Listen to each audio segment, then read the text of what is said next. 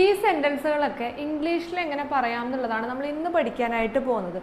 ഇത് എവിടെയെങ്കിലുമൊക്കെ എഴുതി വെച്ചിട്ടുള്ളത് നിങ്ങൾ കണ്ടിട്ടുണ്ടാകുക അല്ലേ? അപ്പോൾ ആദ്യത്തെ ഇതാണ് ഇടതുവശം ചേർന്ന് നടക്കുക. ഇടതുവശം ചേർന്ന് നടക്കുക എന്നുള്ളതിന് നമുക്ക് കീപ് ടു ദ ലെഫ്റ്റ് എന്ന് പറയാൻ പറ്റും. Keep to the left. ദയവ് ചെയ്ത് ക്യൂ പാലിക്കുക. ക്യൂ ആയിട്ട് നിൽക്കുക. പല സ്ഥലങ്ങളിൽ എഴുതി വെച്ചിട്ടുണ്ട് അല്ലേ ക്യൂ പാലിക്കുക എന്നുള്ളത്. അതെങ്ങനെ പറയാൻ പറ്റും? Please stand in a queue. Please stand in a Q.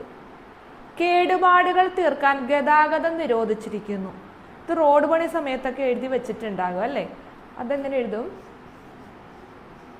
Road closed four